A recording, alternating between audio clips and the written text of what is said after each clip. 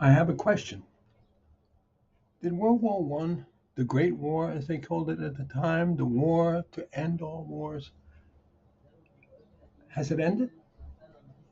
Of course, all of us would go along at first with the official numbers in the books, 1914 to 1918, the Treaty of Versailles, and that was the end of World War One. No,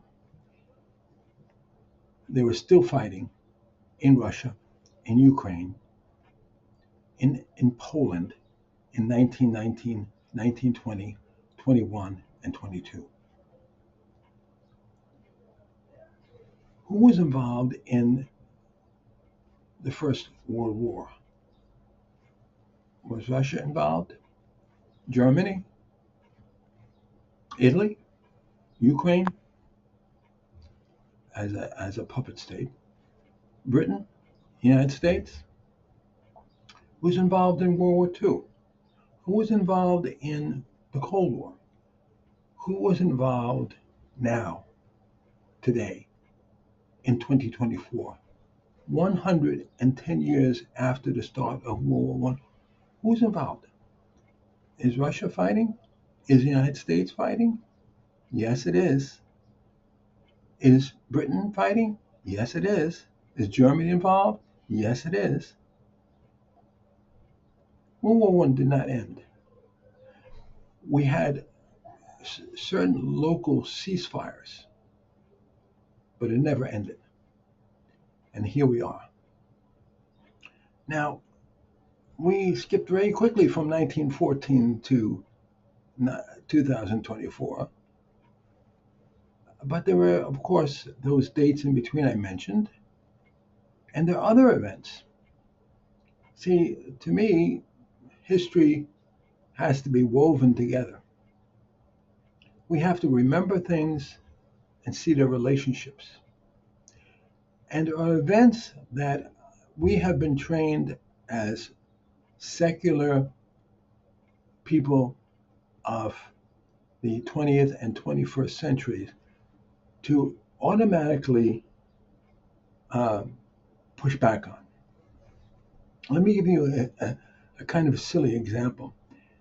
I was involved in a trial, test trial jury about a injury case. And so people had disputed whether it was proper to give um, uh, punitive damages or compensation damages that were in the millions, even more than was necessary for uh, medical care and maintenance. And I said quite correctly that the idea of paying for life and limb goes back in history even to the Bible. So when I mentioned the word Bible, somebody on the trial jury said, "Oh no, we don't talk about religion here. This is not religious. This is." I'm using it as a historical example, but in fact, yes, things that we know from uh, historical literature, the Bible, the Vedas, whatever you want to talk about ancient literature, um, they still apply. Now, if there are events that people say, well, that's a religious event and it's important, should we be like that person on that trial jury who said, oh, no, no, don't talk about religion, it's stupid, oh, don't. Or should we just at least listen and see if there's any kind of connection?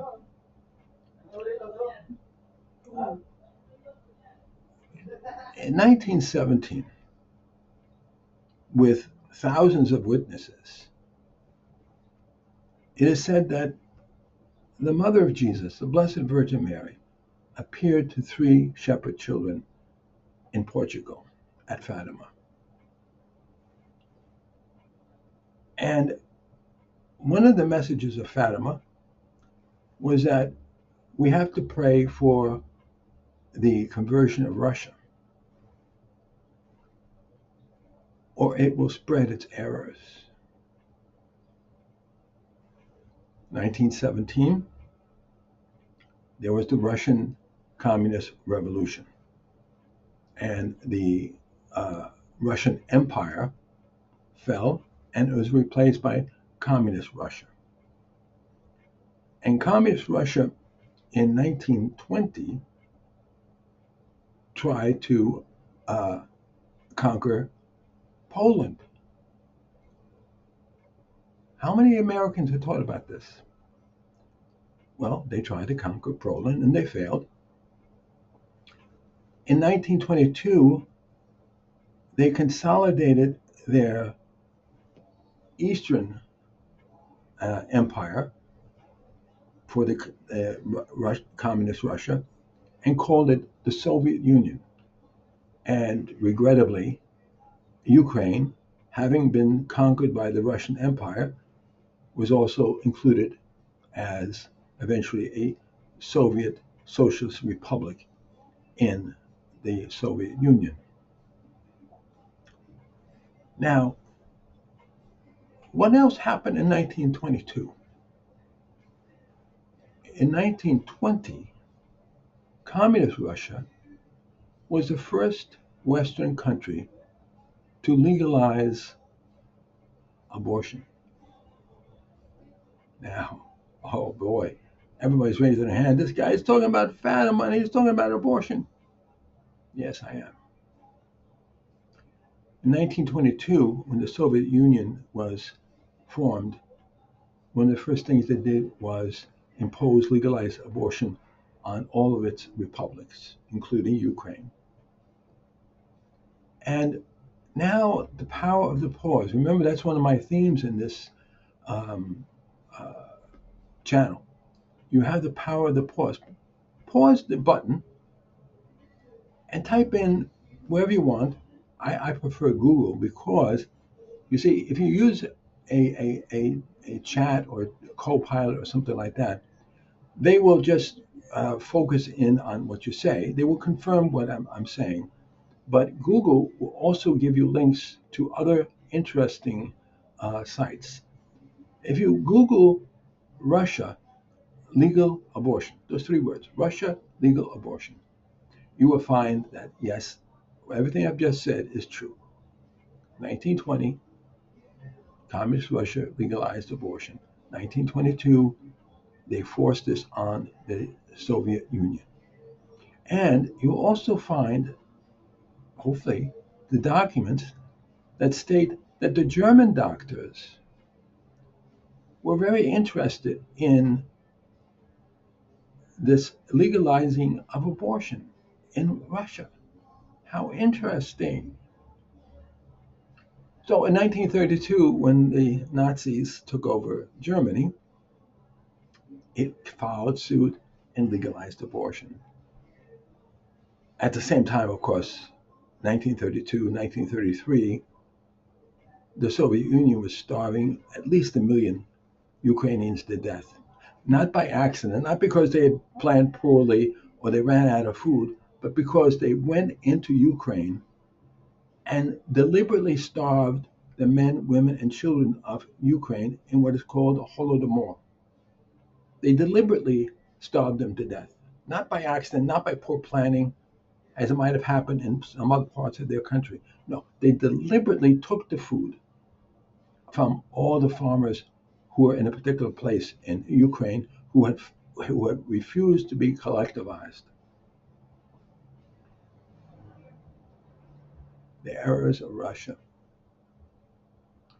So when the Nazis knew this, and by the way, the New York Times covered up the starvation of the Ukrainians in 32, but German papers and English papers reported the facts. So the Germans see, by the way, you can kill millions of people and nothing will happen. People will still shake your hands and walk down the street with you.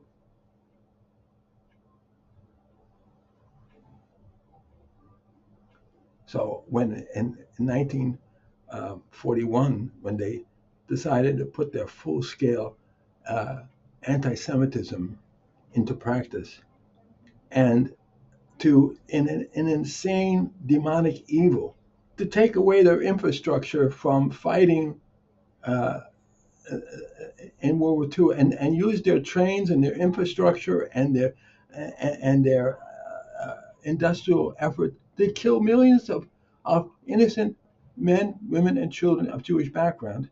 Uh, They had an example already from Russia.